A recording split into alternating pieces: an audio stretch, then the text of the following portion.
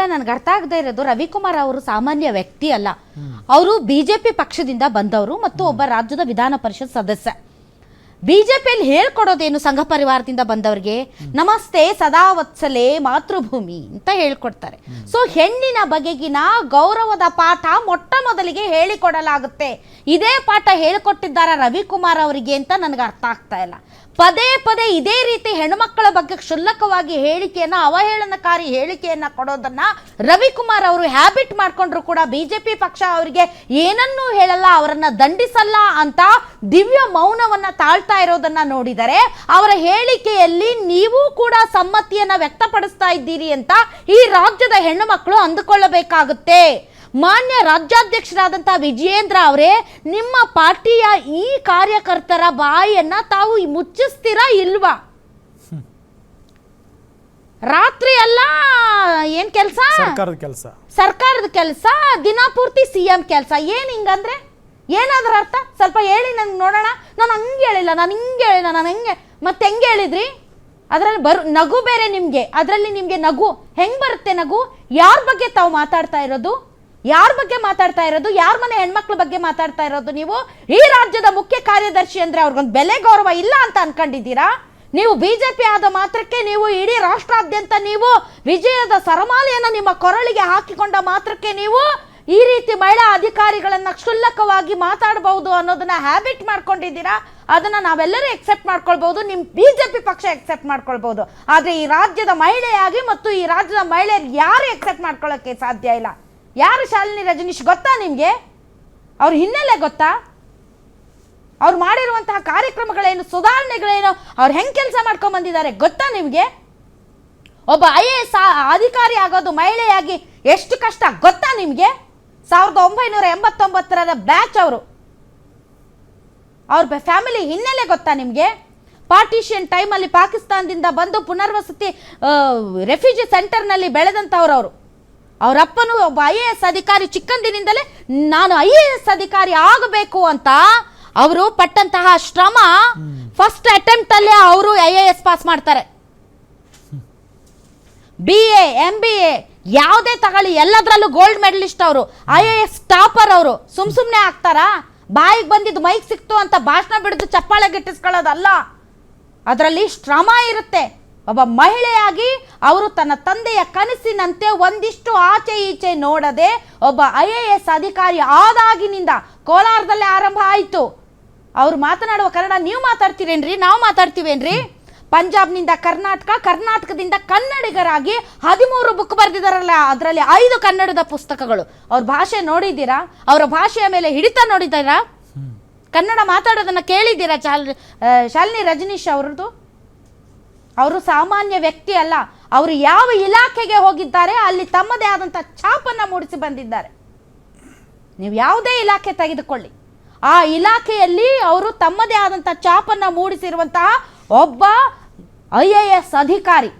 ಅವರ ಜೀವನದಿಂದ ಪ್ರೇರೇಪಿತರಾಗಿ ಅವರ ಜೀವನವನ್ನೇ ಒಂದು ಸಿನಿಮಾ ಮಾಡಕ್ಕೆ ಹೊರಟಿದ್ದಾರೆ. ಅದು ಅವರ ಯೋಗ್ಯತೆ, ಅದು ಅವರ ಶ್ರಮ.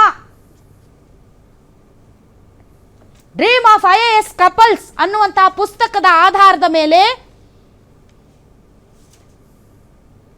IAS ಶಾಲಿನಿ ಅಂತ ಒಂದು ಫಿಲಂ ಮಾಡೋದಕ್ಕೆ ಮುಂದಾಗಿದ್ದಾರೆ. ನಿಖಿಲ್ ಮಂಜು ಅವ್ರ ನಿರ್ದೇಶನದಲ್ಲಿ. ಪಾಕಿಸ್ತಾನದಲ್ಲೂ ಕೂಡ ಶೂಟ್ ಮಾಡ್ತೀವಿ ಅಂತ ಹೇಳ್ತಿದ್ದಾರೆ. ಸುಮ್ನೆ ಫಿಲಂ ಮಾಡ್ತಾರೇನ್ರಿ? ಎಷ್ಟು ಇನ್ಸ್ಪೈರ್ ಮಾಡಿರ್ಬೋದು ಆ ಲೇಡಿ. ಸುಮ್ನೆ ಮಾಡ್ತಾರ ಸಿನಿಮಾ? ನಿಮ್ದು ಮಾಡ್ತಾರ, ನಾಳೆ ನಮ್ದು ಮಾಡ್ತಾರಾ? ಅವರಿಗೆ ಅಷ್ಟು ತಾಕತ್ತಿದೆ. ಅವರಿಂದ ಈ ರಾಜ್ಯದ, ಈ ರಾಷ್ಟ್ರದ ಮಹಿಳೆಯರು ಇನ್ಸ್ಪೈರ್ ಆಗಬಹುದು ಅನ್ನೋ ಕಾರಣಕ್ಕೆ ಸಿನಿಮಾ ಮಾಡೋದಕ್ಕೆ ಹೊರಟಿದ್ದಾರೆ. ಮಂಗಳೂರು ವಿಶ್ವವಿದ್ಯಾಲಯದಲ್ಲಿ ಅವರು ಗ್ರಾಮೀಣಾಭಿವೃದ್ಧಿ ಸಬ್ಜೆಕ್ಟ್ ಅಲ್ಲಿ PhD ಮಾಡ್ತಾರೆ. ಮಹಿಳಾ ವಿಶ್ವವಿದ್ಯಾಲಯ ಗುಲ್ಬರ್ಗಾ ಮಹಿಳಾ ಸಬಲೀಕರಣಕ್ಕಾಗಿ ಅವರಿಗೆ ಡಾಕ್ಟರೇಟ್ ಪದವಿಯನ್ನು ಕೊಡ್ತಾರೆ. ಅವರು ಹೋದಂತಹ ಪ್ರತಿಯೊಂದು ಇಲಾಖೆಯಲ್ಲಿ ತಮ್ಮದೇ ಆದಂತಹ ಚಾಪ್ ಮೂಡಿಸಿದ್ದಾರೆ. ನೋಡಿ, ಸಕಾಲ ತಂದಿದ್ದವರು, ಆಡಳಿತ ಸುಧಾರಣೆ ಸಕಾಲ ಗೊತ್ತಲ್ಲ ನಿಮ್ಗೆ? ಜನ ಕ್ಯೂ ಅಲ್ಲಿ ನಿಂತ್ಕೊಳ್ತಾ ಇದ್ರು ಎಲ್ಲ ಸರ್ಕಾರದ ಎಲ್ಲ ರೀತಿಯಾದಂತಹ ಆಡಳಿತಕ್ಕೆ ಸಂಬಂಧಪಟ್ಟಂತಹ ಪ್ರಕ್ರಿಯೆಗಳಿಗೆ. ಆ ಪ್ರಕ್ರಿಯೆಯನ್ನು ಸುಲಲಿತ ಮಾಡಿದಂತಹ ಸಕಾಲದ ಒಂದು ಶ್ರೇಷ್ಠವಾದಂತಹ ಸಾಧನೆಗೆ ನಿಮ್ಮದೇ ಪ್ರಧಾನಮಂತ್ರಿಗಳ ಶ್ರೇಷ್ಠ ಪ್ರಶಸ್ತಿ ಸಿಕ್ಕಿದೆ, ಗೂಗಲ್ ಪ್ರಶಸ್ತಿ ಸಿಕ್ಕಿದೆ, ಬಹಳಷ್ಟು ಪ್ರಶಸ್ತಿಗಳು ಸಕಾಲಕ್ಕೆ ಬಂದಿದೆ. ಬೆಳಗಾವಿ DC ಆಗಿದ್ದಾಗ ಅವರು ಲಕ್ಷ್ಮೀ ಹೆಬ್ಬಾಳ್ಕರ್ ಹೇಳ್ತಿದ್ರಲ್ಲ ಯಾವ ರೀತಿ ಫ್ಲಡ್ ಅನ್ನ ನಿಭಾಯಿಸಿದ್ರು ಅಂತ. ಹೌದು. ನಿಮ್ಮೆಲ್ಲ ರಾಜಕಾರಣಿಗಳು ಮುಂಬೈ ಅಲ್ಲಿ ಇಲ್ಲಿ ಎಲ್ಲ ಫ್ಲಡ್ ಟೈಮಲ್ಲಿ ಹೋಗಿ ಮೋಜು ಮಸ್ತಿ ಮಾಡುವಾಗ ಒಬ್ಬ ಅಧಿಕಾರಿಯಾಗಿ ಬೀದಿಯಲ್ಲಿ ನಿಂತು ಪ್ರವಾಹ ಪೀಡಿತ ಪ್ರದೇಶಗಳಿಗೆ ಭೇಟಿ ಕೊಟ್ಟು ಪ್ರವಾಹ ಪೀಡಿತ ಪ್ರದೇಶಗಳಲ್ಲಿರುವಂತಹ ಜನಸಾಮಾನ್ಯರೊಂದಿಗೆ ತಾನೂ ಒಬ್ಬರಾಗಿ ಯುದ್ಧೋಪಾದಿಯಲ್ಲಿ ಕೆಲಸ ಮಾಡಿದಂಥ ದಿಟ್ಟ ಮಹಿಳೆ ಶಾಲಿನಿ ರಜನೀಶ್ ಅವ್ರ ಬಗ್ಗೆ ಮಾತಾಡುವಾಗ ಸ್ವಲ್ಪ ತೂಕದಿಂದ ಮಾತಾಡಿ ರವಿಕುಮಾರ್.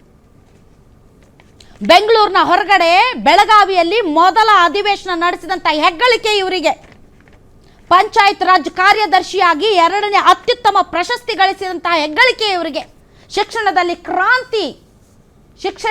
ಕ್ರಾಂತಿ, ವೈಜ್ಞಾನಿಕವಾದಂಥ ಸುಧಾರಣಾ ಕ್ರಮಗಳ ಮೂಲಕ ಸರ್ಕಾರಿ ಶಾಲೆಗಳನ್ನು ಮೇಲ್ದರ್ಜೆಗೆ ಏರಿಸಿದಂತಹ ಕ್ರಾಂತಿಯನ್ನ ಮಾಡಿದಂಥವರು ಶಾಲಿನಿ ರಜನೀಶ್. ಮಹಿಳಾ ಮಕ್ಕಳ ಕಲ್ಯಾಣ ಇಲಾಖೆಗಳಲ್ಲಿ ಕಾರ್ಯಾಗಾರನ ಮಾಡುವುದರ ಮೂಲಕ ಮಹಿಳೆಯರಲ್ಲಿ ಸ್ವಾವಲಂಬನೆ ಮತ್ತು ಸಬಲೀಕರಣಕ್ಕೆ ದುಡಿತಾ ಇರುವಂತಹ ವ್ಯಕ್ತಿ ಇವರು. ಈಗಲೂ ಕೂಡ ಅಲ್ಲಲ್ಲಿ ಹೋಗಿ ಕಾರ್ಯಾಗಾರಗಳನ್ನ ಮಾಡ್ತಾರೆ, ಭಾಷಣಗಳನ್ನ ಮಾಡ್ತಾರೆ, ಹೋಗಿ ಕಾಲೇಜ್ಗಳಲ್ಲಿ ಟೀಚ್ ಮಾಡ್ತಾರೆ. IAS ಅಧಿಕಾರಿಯಾಗಿ ಟೈಮ್ ಟು ಟೈಮ್ ಕೆಲಸ ಮಾಡುವಂತ ಅಧಿಕಾರಿ ಅಲ್ಲ ಇವರು. ಅವ್ರ ಬಗ್ಗೆ ಯಾರು ಒಂದಿಷ್ಟು ಸಲೀಸಾಗಿ ಮಾತಾಡಲ್ಲ, ತುಂಬಾ ತೂಕದಿಂದ ಮಾತಾಡ್ತಾರೆ. ಅಂತಹ ವ್ಯಕ್ತಿಯನ್ನ ನೀವು ರಾತ್ರಿ ಆ ಕೆಲಸ, ಬೆಳಗ್ಗೆ CM ಸಿದ್ದರಾಮಯ್ಯ, ಏನ್ರಿ ಇವೆಲ್ಲ ನೀವು? ಏನು ಮಾತಾಡೋ ಚಟಕ್ಕೆ ಏನು ಬೇಕಾದರೂ ಮಾತಾಡ್ಬಿಡ್ಬೋದಾ? ಏನು ಬೇಕಾದರೂ ಮಾತಾಡೋದಾ? ಒಬ್ಬ ರಾಜ್ಯದ ಮುಖ್ಯ ಕಾರ್ಯದರ್ಶಿಗಳ ಬಗ್ಗೆನೇ ನೀವು ಇಷ್ಟು ಹಗುರವಾಗಿ ಮಾತಾಡ್ತೀರಿ ನೀವು BJP ಪಾರ್ಟಿಯವರು ಅಂತಂದರೆ, ಇನ್ನು ರಾಜ್ಯದ ಸಾಮಾನ್ಯ ಮಹಿಳೆಯರ ಬಗ್ಗೆ ಹೆಂಗೆ ಮಾತಾಡ್ಬೋದು ನೀವು?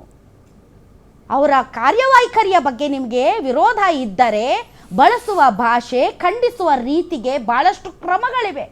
ಅವರ ವಿರುದ್ಧ ದೂರು ಕೂಡ ಕೊಡಬಹುದು ನಿಮಗೆ.